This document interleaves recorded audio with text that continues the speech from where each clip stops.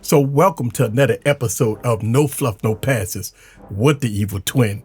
So on this episode, I want to talk about my 6-month review with the Pixel 8 Pro. It's been a device that's been very good. One of my best Pixel phones I ever used. So in this episode, I want to talk about 3 pros that I really like about the Pixel 8 Pro. And I got my Evil Twin over here. He will talk about 3 cons about the Pixel 8 Pro. So let's have some fun. Sit back and relax and get your popcorn ready and follow me on this journey. Let's go.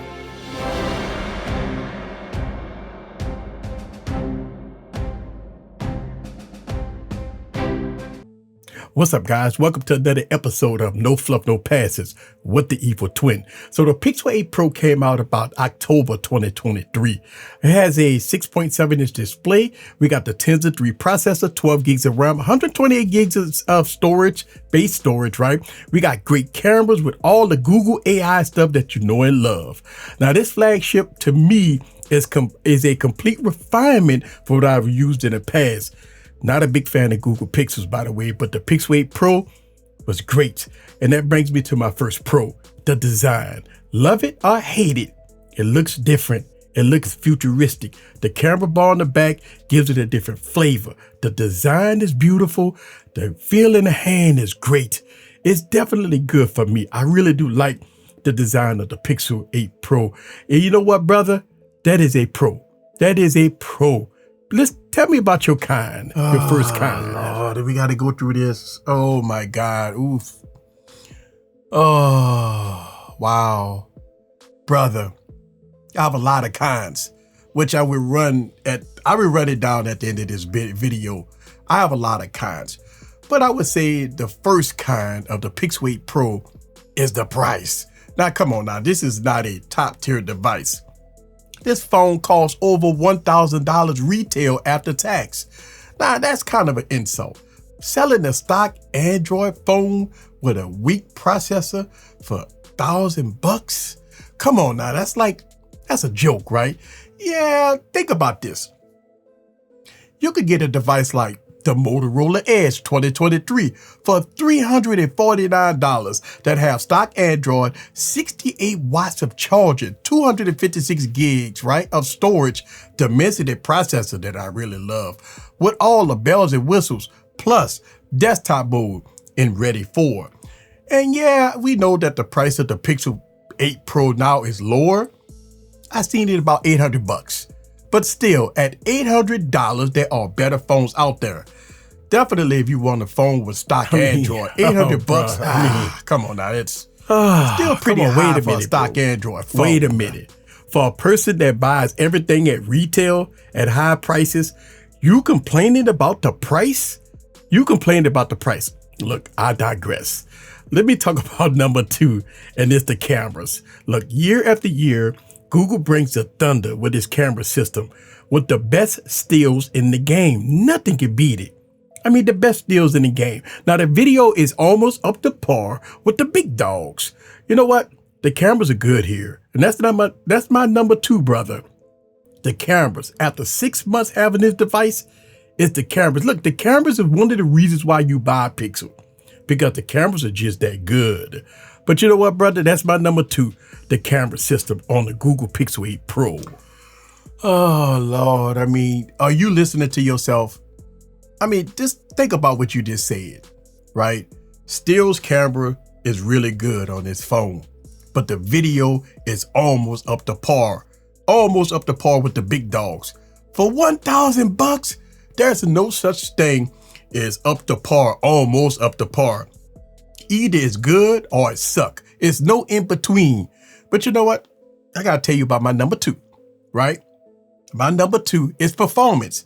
Listen, man, the Tensor processor. Can we please stop giving Google a pass? This is not 2020, it's 2024. If you're gonna sell a device, a pro device for $1,000, I don't want to hear that crap about the performance is okay. It's not on par with the Snapdragon 8 Gen 3 processor, right? It's still okay. Man, let's keep it real. Stop fooling yourself. That's a fail. Think about this. The OnePlus 12, $799. Have better performance, more storage, better video quality, and it definitely can hang in the stills department. So this device is cheaper than the Pixel 8 Pro on sale because the OnePlus 12 is not on sale. So you know what? That's a win-win for OnePlus. It's no excuses here. If it sucks, it sucks. You falling for the banana in the tailpipe, brother. I don't know why, but the Tensor processor is a complete failure for that price. Me? Me?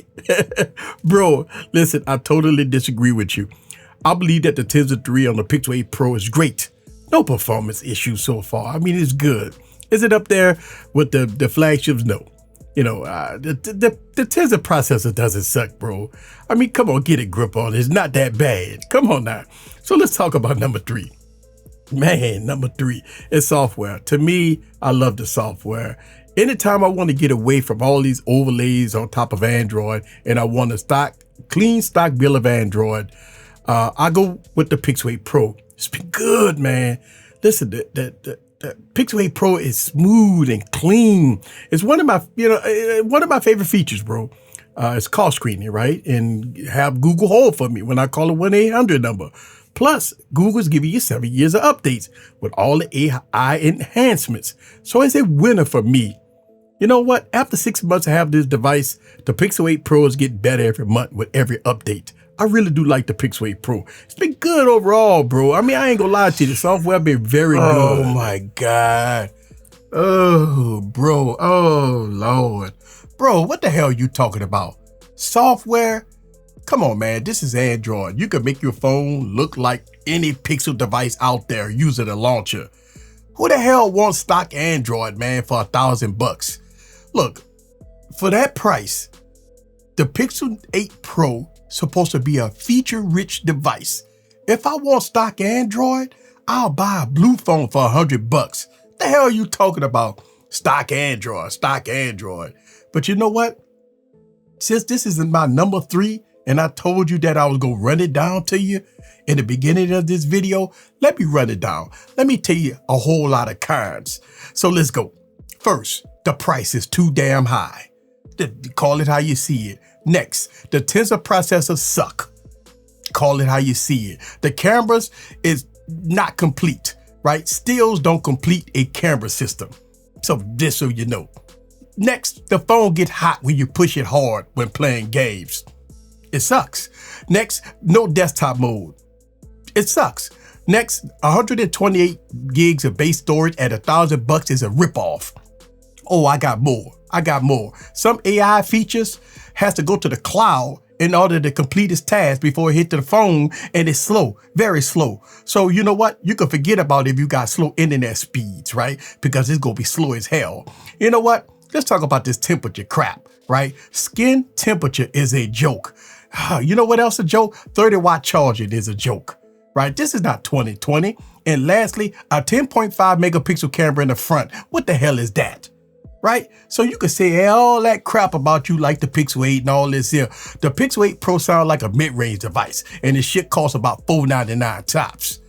And that's why I wanted to run it down. But you know what? I digress.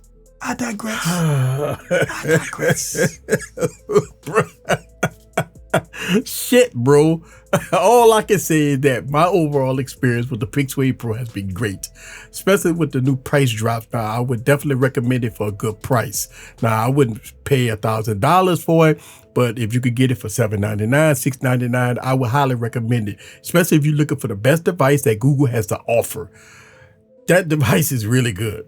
The Pixel 8 Pro to me is the best Pixel so far. I've enjoyed using it, and I'm going to continue to use it. I really do like it. Look, I want to thank the Evil Twin for coming in and battling with me today on this episode of No Fluff, No Passes. Look, leave your comments down below. Let me know what you think. Do you have a Pixel 8 Pro? Do you like the Pixel 8 Pro? Let me know down in the comments below. Damn, Twin. Brother, you did your thing, man. I mean, God, another episode of No Fluff, No Passes. See you guys on the next video. Peace.